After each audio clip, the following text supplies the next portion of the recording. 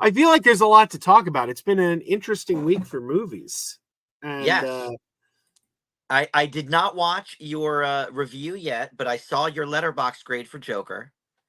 And I put my video up today on my channel. I saw it yesterday, I so I haven't definitely I'll seen have to yours talk about. yet. Yeah, Yeah, I just posted it this afternoon. So before we talk about Joker, I don't know. I sent the invite to a couple other people. Perp has the invite, Noah has the invite, and um I don't know if he's going to make it. He's a very busy guy. But I also sent the invite to Heath from Serial at Midnight because I've been really itching to get Heath and Perp on a stream together because those nice. guys, I got to tell you, of everybody I know, uh, if I know two people in this YouTube space who are just devoted to cinema, it's Perp and Heath, and they've never Hmm. met. And I'm like, I got to get these two together. These guys are like, Yeah, make the connection. but he's a busy guy. I don't know if he's going to make it tonight, but and it's like very short notice. Um, but okay, so I saw this the other day, and I mentioned it on the Mad Max stream the other night, but I want to share it here because I think it is really worth talking about. Bill Hunt, are you you're a big DVD Blu-ray collector? Hmm. Are you familiar with the website The Digital Bits? I've heard of it. I don't know that I've ever been on it. All right. Since the 90s, the Digital Bits has been the go to website for news on what's coming to DVD, Blu ray, 4K. It's sort of been the hub of all physical media chat since like 1997. And Wow. Bill Hunt is the guy who has all this time for like 25 or more years been um, running the Digital Bits. So I'm friends with him on Facebook. Never met him, but I'm friends with him on Facebook. I follow him on Twitter, and he put this post up the other day that really is worth looking at. It's really worth sharing, I think. And now I can't find his post. Where is it? Chrome tab. There it is. Okay. All right. We read this on Max's stream the other night, but I want to share it here. Okay, the print's a little small, so I will read it to you. He writes, as someone who likes to shoot straight, I'm not going to lie. I find it irritating and disappointing listening to the smug, cynical, even gleeful tone of too many film critics, both professional and fanatic, who are currently holding forth online about the failures of Francis Ford Coppola's Megalopolis and Todd Phillips' Joker Folie à Deux. Now, I haven't seen the films myself. Life's been a bitch in the last few weeks, and I haven't had the time. So I don't know whether I personally enjoy these films or not. But the truth is, I don't care. I'm just glad they exist. I'm glad to know we still live in a world where daring filmmakers who both earned our respect, I might add, have the courage, means, and wherewithal to toss their hats over the wall in the service of creating something daring, personal, and visionary. Whether anyone else likes it or not, that simple act ought to be celebrated, not scorned. When did we become a culture of judgmental ninnies who find parasitic joy in the perceived failure of others? Until you've attempted to do something yourself, until you attempted to do something bold yourself and failed publicly, as does every single person who's ever tried to create anything of worth for public consumption, at least a few times before they eventually succeed, it's worth keeping in mind that no art we truly love comes without risk and sacrifice and blood and sweat and tears. To make a great film or any kind of great art, you have to have skin in the game. And it's very easy to mock that art or that artist when the skin ain't yours. Brothers and sisters, nobody says you have to like this work, but when you presume to tell everyone else that you don't for a living, at least try to do it with a little respect. Hmm. Um, this really spoke to me. I retweeted it. I agree I fully. was going to say you've had a lot of these same feelings over the last, let's say, year or two, when all of these people are hoping for things to fail or whatever. I've definitely seen you rant on about this as well. Yeah, no, this really speaks to me. Now, let me tell you, I saw Megalopolis. I hated I almost Megalopolis. I almost went to see it today. If I knew we were doing a stream, I might have forced myself to uh, do it, but probably later this week I will see it. Look, yeah, I don't like the movie. I do not like Megalopolis at all. I think it's pretty terrible. But I keep telling people it's worth seeing. It's worth seeing because this is uh, a filmmaker who has earned our respect, who has made great films, and he put his all into this thing. He self-financed it. This he was so passionate about this, it's out of pocket. Now look, whether I like it or not, this is an interesting movie. It is an interesting movie. I think it's a movie that is worth watching just to get, because you don't know what your opinion is going to be. I could tell you I didn't like it.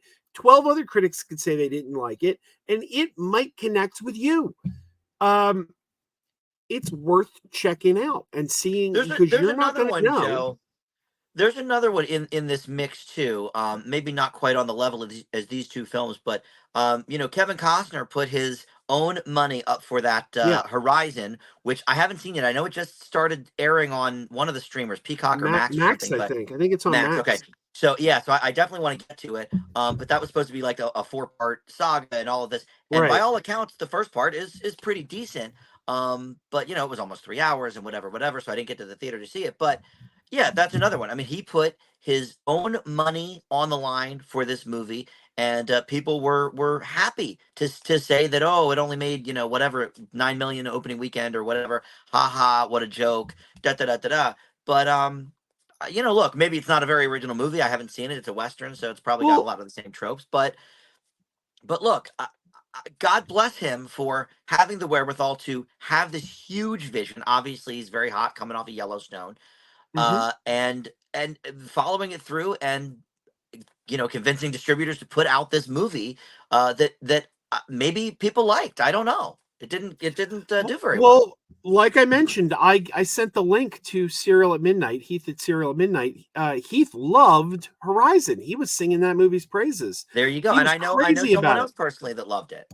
Now I could tell you from day one, like I always knew that wasn't a movie for me. I am I'm not, I know some people who are like, I will never watch a Western. I hate Westerns. I'm not that guy. I'll watch a Western, but Westerns are not my top genre. Uh, I'm I'm not, with you on that. I'm not particularly a Kevin Costner fan. You name all the top Kevin Costner movies, Dances with Wolves, Field of Dreams. I'm the guy who's like, yeah, they're okay. I know people are passionate about those movies. People love those movies. I'm not going to Mhm. knock them, but they don't really connect to me. I know what I like, and Horizon wasn't something Horizon could be great, it could be terrible, but it was never going to be something that excited me. Yeah. But Same. I don't like the idea. By the way, Noah's in the chat. Good to see you, Noah. Noah, we'd love to have you on the Oh, panel if you hi, can make Noah. it. Um, yeah, we'd love to have you here, Noah. But uh, I don't like this idea of celebrating failure Right. especially when people are trying to make something interesting. Now I brought this up on Max's stream the other day, and Anthony Cheeseman in the comments wrote, "We shouldn't praise a movie, or we shouldn't be afraid to say we don't like a movie just because people worked hard to make it. That doesn't mean that it's going to be good." And I said, Anthony, I agree fully with what you're saying, but I think you're missing the point. This isn't about saying you have to like these movies because people worked hard on them. Nobody is saying that. Nobody is saying you are required to like this because Francis Ford Coppola worked so hard on that, so you must like it. Nobody's saying that. I am here to tell you I hated Megalopolis. What I'm saying is, why are we celebrating a man's failure? Hmm. If you didn't like it, you could walk out and say, hey, that wasn't for me. But you also know another guy um, cashed in all his chips to make this movie. Uh, Right. can't we at least tip the hat to him and say, hey, sorry that didn't work out, good effort, like we're telling people, we're sending a message that it's not worth taking a chance. It's not worth trying something. Like another one that killed me this year was Madam Web. I don't know what you thought of Madam Web, love it, hate it, but I was very, very upset about the narrative going into that movie where people were like, this movie's going to be garbage. gonna be garbage, it's gonna be trash. And it's like, you know, Madam Web, it's not a great movie. It's not as bad as people say either. Um, but it's not that bad. It's not that great. It's pretty average. But it's an interesting movie again, because here's a movie that's a superhero movie. It doesn't really have a superhero in it. It's like, Mhm. hey, we're going to kind of do a movie in that superhero world, but we're not going to put a superhero in it. It's a movie that took a risk, tried something different. And we celebrate that film's failure. And I always tell people, when it was Fox, before Disney bought Fox, when it was Fox making superhero movies about the X-Men, and DC was Warner was making the DC movies, and Disney was making the Marvel movies. It was exciting having Fox making those X-Men movies because they were the wild card. Mhm. They were the ones that were like, we don't have the full stable of Marvel and DC characters. We've only got these few characters.